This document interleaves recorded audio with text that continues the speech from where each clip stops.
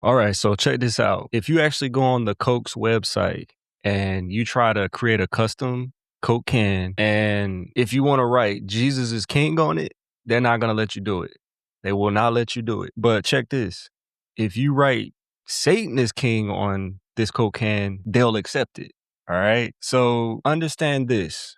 All right. There's a guy that actually went on the website and he actually tested this out. He wrote Jesus is King. It rejected it. All right. He wrote Satan is King. It rejected it. Don't take my word for this because I'm actually going to let you watch the video for yourself just so that you can kind of see, why we making this video. All right.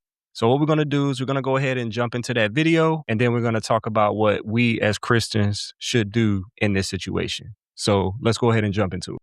But unfortunately, it's not. And we're going to do this live because I don't want to see any comments that, this is a conspiracy theory, blah, blah, or whatever else the bots come up with these days. You can see we're on the Coca-Cola website. You can see the URL right there at the top. This is a live screen mirroring of this laptop right here.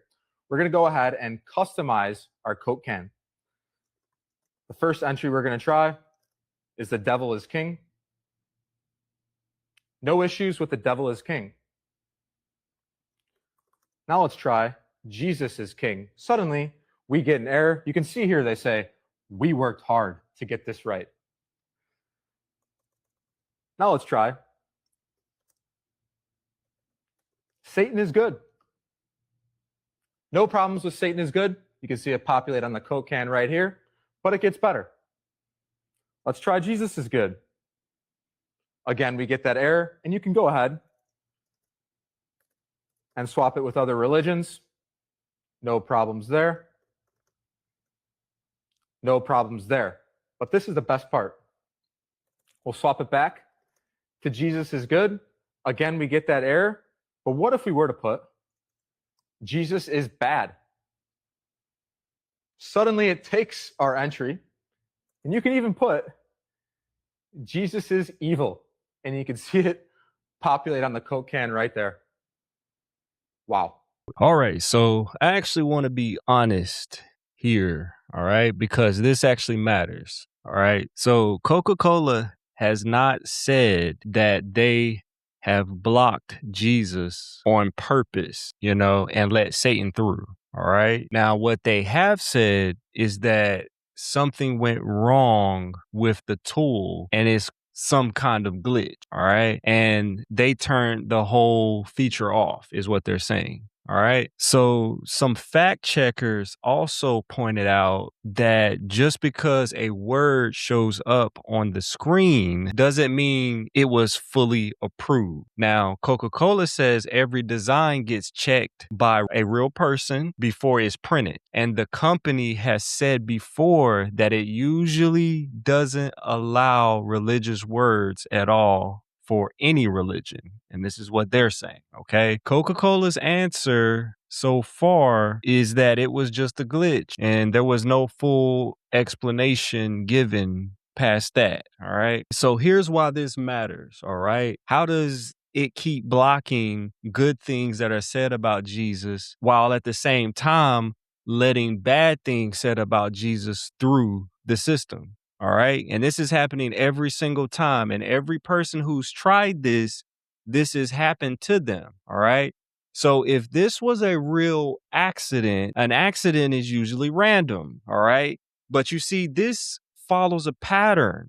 But what this does mean is that someone and whoever built this system had trained this system to block things like Jesus is king. And what they did was they decided that Jesus is king was more risky and more offensive than Satan is king. All right. Now, nobody needs to be secretly evil for this to be a big deal. All right. It just shows us that something true about the world around us. All right. You see, a lot of people don't like Jesus. All right. They want to be secret about it until somebody says something publicly about Jesus, and then they want to express how they feel about it. All right. But pay attention to this. People never say anything about Jesus negatively until somebody has something positive to say about Jesus. And you see, that's why this matters so much, because it shows us the world that we live in. It shows us that, hey, Your coworker may have this same agenda. Hey, your neighbor may have this same thought process where they feel that Jesus really isn't king. And that's why God has called us to go out and make disciples, go out and share the gospel with one another. And that's why we as Christians, we have to stand 10 on the fact that Jesus is king. We can't hide this. You see, society wants to hide us. Society wants to silence us, but that is why it's our duty to bring the light to the world. So let's see what the Bible has to say about this, all right? So the Bible never promises us that the world will be fair to Jesus, all right? It actually tells us the opposite, all right? So when we look at Philippians in chapter 2, we're told that God lifted Jesus up above every other name, and that one day everyone, and I mean everyone, will bow down and say Jesus Christ is Lord. All right. Now, that is a huge claim. All right. And it doesn't leave room for any other kings or any other idols. Okay.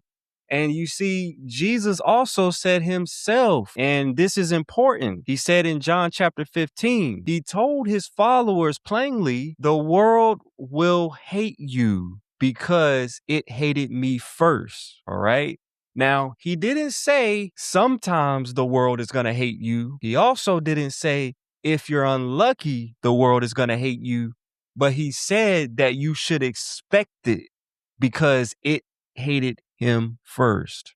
All right. So if Coca-Cola tries to block someone from putting Jesus is king on the Coke can, which is supposed to be customizable, but it'll allow things that insult Jesus to be put on the Coke cans. That's not some strange glitch in a system. It was purposely intended to be that way. All right. Understand this. It's actually an example of what Jesus said. And it's what he already told us that this would happen. All right. The world has never quietly accepted a king.